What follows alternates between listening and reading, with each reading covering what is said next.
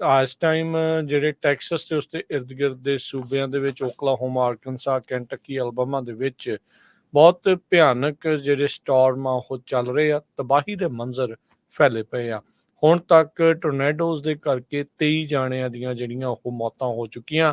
Central ਮੱਧ US ਦੇ ਵਿੱਚ ਇਸ ਟਾਈਮ ਸਟਾਰਮ ਦੇ ਉੱਤੇ ਸਟਾਰਮ ਜਿਹੜਾ ਉਹ ਚੜਿਆ ਆ ਰਿਹਾ ਆ। ਜਿਹੜੇ ਲੋਕ ਬਚੇ ਆ ਉਹ ਕਹਿੰਦੇ ਵੀ ਅਸੀਂ ਬੜੇ ਖੁਸ਼ਕਿਸਮਤ ਆਪਣੇ ਆਪ ਨੂੰ ਬਚੇ ਹੋਏ ਮਹਿਸੂਸ ਜਿਹੜੇ ਉਹ ਕਰ ਰਹੇ ਆ। ਟੈਕਸਸ, ਓਕਲਾਹੋਮਾ, ਆਰਕਨਸਾ, ਕੈਂਟਕੀ, ਅਲਬਾਮਾ ਦੇ ਵਿੱਚ ਵੈਦਰ ਬਹੁਤ ਸਵੀਅਰ ਆ ਤੇ ਟੋਰਨੇਡੋਜ਼ ਇੱਕ ਤੋਂ ਬਾਅਦ ਇੱਕ ਲਗਾਤਾਰ ਆ ਰਿਹਾ ਆ। ਇਸ ਵੀਕਐਂਡ ਦੇ ਉੱਤੇ ਇਹ ਜਿਹੜੇ ਕਹਿ ਸਕਦੇ ਆ ਵੀ ਸਟਾਰਮਸ ਆ ਉਹਨਾਂ ਦਾ ਸਿਲਸਿਲਾ ਜਿਹੜਾ ਉਹ ਸ਼ੁਰੂ ਹੋਇਆ ਸੀ।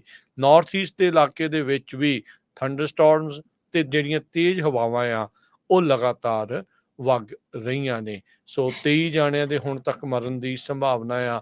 ਟੋਰਨੇਡੋ ਵਾਚ ਇਫੈਕਟ ਉੱਥੋਂ ਦੇ ਲੋਕਲ ਟਾਈਮ ਦੇ ਮੁਤਾਬਕ ਸਵੇਰ ਦੇ 11 ਵਜੇ ਤੱਕ ਰੱਖਿਆ ਗਿਆ ਆ। 16 ਮਿਲੀਅਨ ਲੋਕ ਜਿਹੜੇ ਵਾਸ਼ਿੰਗਟਨ DC ਦੇ part, north Carolina, Virginia, Maryland, ਇੱਥੋਂ ਤੱਕ ਕਿ ਬਾਲਟੀਮੋਰ ਦੇ ਇਲਾਕਿਆਂ ਦੇ ਵਿੱਚ ਵੀ ਉਹਨਾਂ ਨੂੰ ਟੋਰਨੇਡੋ ਵਾਚ ਅੰਡਰ ਰੱਖਿਆ ਗਿਆ ਆ। ਇਹ ਸਟਾਰਮ ਪ੍ਰੈਡਿਕਸ਼ਨ ਸੈਂਟਰ ਆ ਉਹਨਾਂ ਨੇ ਦੱਸਿਆ ਆ। ਇਸ ਤੋਂ ਇਲਾਵਾ ਜਿਹੜੇ ਸਵੀਅਰ ਥੰਡਰਸਟਾਰਮ ਵਾਚ ਆ ਉਹ ਰਾਤ ਦੇ 9 ਵਜੇ ਤੱਕ ਜਿਹੜਾ ਉਹ ਰਹੇਗਾ। ਉਹ ਨਿਊਯਾਰਕ, ਪੈਂਸਿਲਵੇਨੀਆ, ਨਿਊ ਜਰਸੀ ਦੇ ਇਲਾਕਿਆਂ ਦੇ ਵਿੱਚ ਹੋਊਗਾ। ਹੁਣ ਤੱਕ ਕੰਟਕੀ ਦੇ ਵਿੱਚ 5 ਜਾਣਿਆਂ ਦੀਆਂ ਮੌਤਾਂ ਇਸ ਸਵੀਅਰ ਵੈਦਰ ਦੇ ਕਰਕੇ ਹੋ ਚੁੱਕੀਆਂ ਆ। ਉੱਥੋਂ ਦੇ ਗਵਰਨਰ ਐਂਡੀ ਬਸ਼ੀਰ ਜਿਹੜੇ ਆ ਉਹਨਾਂ ਨੇ ਇਸ ਬਾਰੇ ਜਾਣਕਾਰੀ ਦਿੱਤੀ ਆ। ਵੀਡੀਓ ਜਿਹੜੀਆਂ ਇਸ ਟਾਈਮ ਆਈਆਂ ਆ ਟੋਰਨੇਡੋ ਤੋਂ ਬਾਅਦ ਦੀਆਂ, ਜਿਹੜੀਆਂ ਚਾਰਲਸਟਨ ਤੋਂ ਬਾਅਦ, ਜਿੱਥੇ ਕਾਰਾਂ ਜਿੱਦਾਂ ਆ ਕਹਿ ਲਓ ਵੀ ਮਾਚਿਸ ਦੀਆਂ ਤੀਲੀਆਂ ਦੀਆਂ ਜਿਹੜੀਆਂ ਡੱਬੀਆਂ ਦੇ ਵਾਂਗੂ ਉੜਦੀਆਂ ਜਿਹੜੀਆਂ ਉਹ ਨਜ਼ਰ ਆਈਆਂ। ਇਸ ਟਾਈਮ ਮਲਬਾ ਹੀ ਮਲਬਾ, ਡੈਬਰੀ ਹੀ ਡੈਬਰੀ ਦੇ ਜਿਹੜੇ ਢੇਰ ਆ ਉਹ ਲੱਗੇ ਪਏ ਆ। ਘਰਾਂ ਦੇ ਘਰ ਜਿਹੜੇ ਉੱਥੇ ਉਹ ਟੋਰਨੇਡੋ ਆ ਉਹ ਉਡਾ ਕੇ ਲੈ ਗਏ ਆ। ਐਲਬਾਮਾ ਦੇ ਵਿੱਚ ਵੀ ਹੁਣ ਤੱਕ ਇੱਕ ਜਣੇ ਦੀ ਮੌਤ ਦੀ ਰਿਪੋਰਟ ਆਈ ਆ, ਜੋ ਕਿ ਇੱਕ ਵੱਡਾ ਰੁੱਖ ਉਸ ਉੱਤੇ ਡਿੱਗਣ ਕਰਕੇ, ਰੈਜ਼ੀਡੈਂਸ਼ੀਅਲ ਬਿਲਡਿੰਗ ਉੱਤੇ ਡਿੱਗਣ ਕਰਕੇ ਹੋਈ ਹੈ। ਟੈਕਸਸ ਵਿੱਚ ਸਭ ਤੋਂ ਵੱਧ ਤਬਾਹੀ ਜਿਹੜੀ ਜਾਨੀ ਨੁਕਸਾਨ ਜਿਹੜਾ ਉਹ ਦੱਸਿਆ ਗਿਆ। 7 ਲੋਕ ਵੈਲੀ ਵਿਊ ਜਿਹੜੀ ਕੁੱਕ ਕਾਉਂਟੀ ਆ ਉੱਥੇ ਜਿਹੜੇ ਸਵੀਅਰ ਸਟਾਰਮਸ ਦੇ ਕਰਕੇ ਹੁਣ ਤੱਕ ਹੋਏ। ਉੱਥੋਂ ਦੇ ਜਿਹੜੇ ਸ਼ੈਰਿਫ ਰੇ ਸੈਪਿੰਗਟਨ ਆ ਉਸ ਕਾਉਂਟੀ ਦੇ, ਉਹਨਾਂ ਨੇ ਜਿਹੜਾ ਇਹ ਦੱਸਿਆ ਹੈਗਾ ਆ।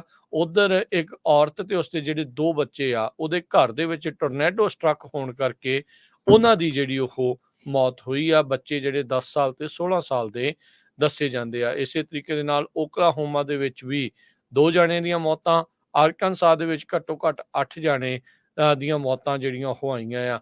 ਵਾਇਓਮਿੰਗ ਤੋਂ ਲੈ ਕੇ ਨਿਊ ਹੈਮਸ਼ਾਇਰ ਤੱਕ ਇਸ ਟਾਈਮ ਸਟਾਰਮਸ ਪੂਰੀ ਤਰ੍ਹਾਂ ਕਹਿੰਦੇ ਆ ਐਕਟਿਵ ਨਜ਼ਰ ਆ ਰਹੇ ਆ।